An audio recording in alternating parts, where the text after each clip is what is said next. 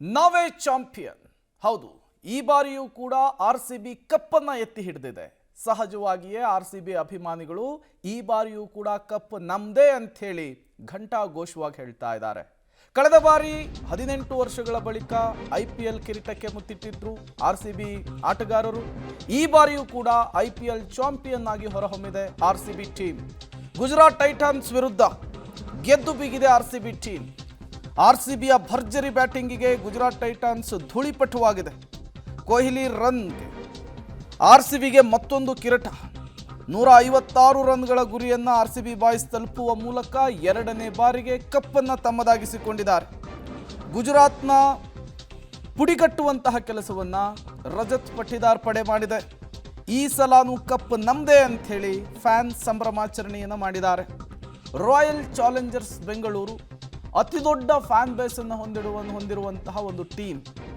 18 ವರ್ಷಗಳ ಬಳಿಕ ಆರ್ಸಿಬಿ ಕಪ್ಪನ್ನು ತನ್ನದಾಗಿಸಿಕೊಳ್ಳುವಂತಹ ಕನಸು ನನಸಾಗಿತ್ತು. ಕಳೆದ ಬಾರಿಯ ಸಂಭ್ರಮಾಚರಣೆಯನ್ನು ನಾವೆಲ್ಲರೂ ಕೂಡ ನೋಡಿದ್ವಿ, ನಾವೆಲ್ಲರೂ ಕೂಡ ಕಣ್ತುಂಬಿಕೊಂಡಿದ್ವಿ.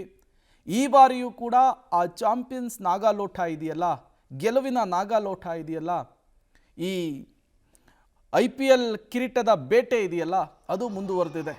ಡೇ ಒಂದಿನಿಂದಲೂ ಕೂಡ ಅದ್ಭುತವಾದಂತಹ ಪರ್ಫಾರ್ಮೆನ್ಸನ್ನು ಆರ್ಸಿಬಿ ಹುಡುಗರು ಕೊಡ್ತಾ ಬರ್ತಾ ಇದ್ರು.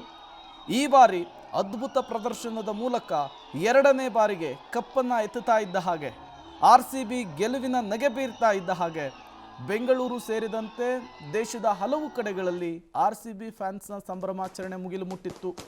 ನೀವು ಕೂಡ ದೃಶ್ಯವನ್ನು ಗಮನಿಸ್ತಾ ಇದ್ದೀರಿ. ಪಟಾಕಿ ಸಿಡಿಸಿ, ಸಿಹಿ ಹಂಚಿ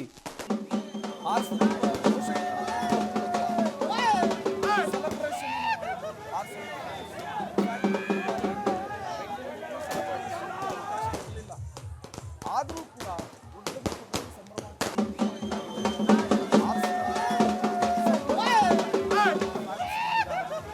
ಎರಡನೇ ಬಾರಿಗೆ ಇನ್ಫ್ಯಾಕ್ಟ್ ಲಾಸ್ಟ್ ಸೀಸನ್ನಲ್ಲಿಯೇ ಆರ್ಸಿಬಿ ಹೇಳಿತ್ತು, ಇಲ್ಲಿಯವರೆಗೂ ಒಂದು ಲೆಕ್ಕ, ಇನ್ನು ಮುಂದೆ ಮತ್ತೊಂದು ಲೆಕ್ಕ ಅಂತ ಹೇಳಿ. ಆ ಲೆಕ್ಕ ಮುಂದುವರಿತಾ ಇದೆ. ಕಳೆದ ಬಾರಿಯೂ ಕೂಡ ಕಪ್ಪನ್ನು ಎತ್ತಿ ಹಿಡಿಯಲಾಗಿತ್ತು. ಈ ಬಾರಿಯೂ ಕೂಡ ರಜತ್ ಪಟಿದಾರ್ ಟೀಮ್ ಎರಡನೇ ಬಾರಿಗೆ ಕಪ್ಪನ್ನು ಎತ್ತಿ ಹಿಡಿದಿದೆ.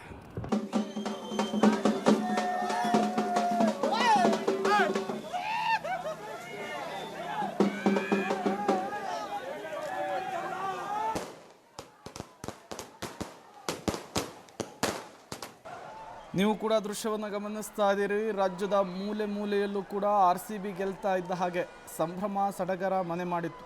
ಪಟಾಕಿ ಸಿಡಿಸಿ ಸಂಭ್ರಮಾಚರಣೆ ಮಾಡುವಂತಹ ಕೆಲಸಕ್ಕೂ ಕೂಡ ಆರ್ಸಿಬಿ ಅಭಿಮಾನಿಗಳು ಮುಂದಾದರು.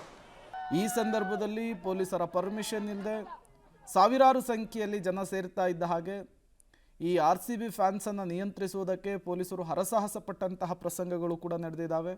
ಕೆಲವು ಕಡೆಗಳಲ್ಲಿ ಅಭಿಮಾನಿಗಳನ್ನು ನಿಯಂತ್ರಿಸುವಂತಹ ನಿಟ್ಟಿನಲ್ಲಿ ಪೊಲೀಸರ ಲಾಠಿ ಕೂಡ ಮಾತನಾಡಿದೆ.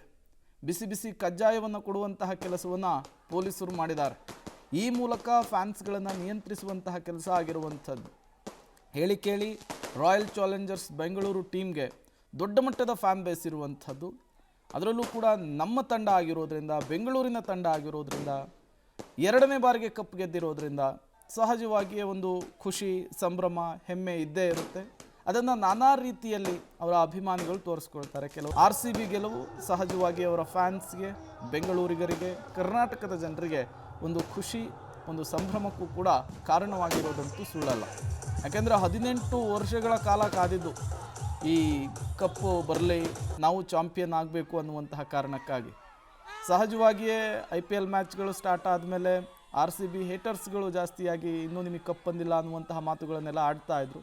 ಬಟ್ ಕಳೆದ ವರ್ಷ ಅದೆಲ್ಲದಕ್ಕೂ ಕೂಡ ಉತ್ತರವನ್ನು ಕೊಟ್ಟರು ಆರ್ಸಿಬಿ ಹುಡುಗರು. 18 ವರ್ಷಗಳ ಬಳಿಕ ಕಪ್ಪನ್ನು ಎತ್ತಿ ಹಿಡಿಯುವ ಮೂಲಕ ವಿರೋಧಿಗಳಿಗೂ ಕೂಡ ಒಂದು ಟಾಂಗ್ ಕೊಡುವಂತಹ ಕೆಲಸ ಆಗಿತ್ತು. ಬಟ್ ಕಳೆದ ಬಾರಿ ಕಪ್ಪು ಗೆದ್ದ ನಂತರ ಈ ಬಾರಿಯೂ ಕೂಡ ಕಪ್ ಗೆಲ್ಲುವಂತಹ ವಿಶ್ವಾಸದಲ್ಲಿ ರೆಡ್ ಆರ್ಮಿ ಹುಡುಗರಿದ್ದರು. ಈ ಬಾರಿಯೂ ಕೂಡ ಗೆದ್ದೇ ಗೆಲ್ತಾರೆ ಅನ್ನುವಂತಹ ವಿಶ್ವಾಸ ಕೋಟಿ ಕೋಟಿ ಅಭಿಮಾನಿಗಳಲ್ಲಿತ್ತು. ಕಾರಣ ಅವರ ಪರ್ಫಾರ್ಮೆನ್ಸ್ ಆಗಿತ್ತು. ಡೇ ಒಂದಿಂದಲೂ ಕೂಡ, ಲೀಗ್ ಹಂತದಿಂದಲೇ ಕೂಡ ಅದ್ಭುತವಾದಂತಹ ಸಾಂಘಿಕ ಹೋರಾಟ, ಅದ್ಭುತವಾದಂತಹ ಬೌಲಿಂಗ್, ಫೀಲ್ಡಿಂಗ್, ಬ್ಯಾಟಿಂಗ್, ಅದರಲ್ಲೂ ಕೂಡ ವಿರಾಟ್ ಕೊಹ್ಲಿ ಅವರು ರನ್ ಮಷೀನ್, ಜರ್ಸಿ ನಂಬರ್ 18 ಅವರು ಈ ಬಾರಿ ಅದ್ಭುತವಾದಂತಹ ಫಾರ್ಮ್ನಲ್ಲಿದ್ದರು.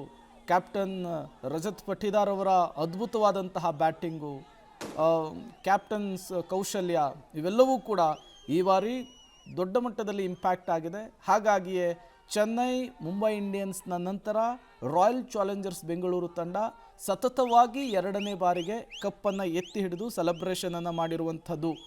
ಮತ್ತೊಂದು ಕಡೆ ಗುಜರಾತ್ ಟೈಟನ್ಸ್ ಟೀಮೇನು ಹಗುರವಾಗಿ ತೆಗೆದುಕೊಳ್ಳೋ ಟೀಮ್ ಆಗಿರಲಿಲ್ಲ. ಅವ್ರದ್ದು ಕೂಡ ಅದ್ಭುತವಾದಂತಹ ಬೌಲಿಂಗ್ ಇತ್ತು, ಬ್ಯಾಟಿಂಗ್ ಇತ್ತು, ತುಂಬ ಸ್ಟ್ರಾಂಗ್ ಟೀಮ್. ಕ್ವಾಲಿಫೈಯರ್ 1ರಲ್ಲೇ ಗುಜರಾತ್ ಮತ್ತು RCB ಮುಖಾಮುಖಿಯಾಗಿತ್ತು. ಆಗಲೇ ಗುಜರಾತ್ ಟೀಮಿಗೆ ಮಣ್ಣು ಮುಕ್ಕಿಸುವಂತಹ ಕೆಲಸವನ್ನು RCB ಹುಡುಗರು ಮಾಡಿದರು. ಹಾಗಾಗಿ ನಿನ್ನೆ ಗೆದ್ದೇ ಗೆಲ್ತಾರೆ ಅನ್ನುವಂತಹ ವಿಶ್ವಾಸ ಇತ್ತು, ನಂಬಿಕೆ ಇತ್ತು. ಹಲವು ಕಡೆಗಳೆಲ್ಲ ಪೂಜೆ ಪುನಸ್ಕಾರ, ಹೋಮ ಹವನಗಳನ್ನೆಲ್ಲ ಮಾಡಿಬಿಟ್ಟಿದ್ರು.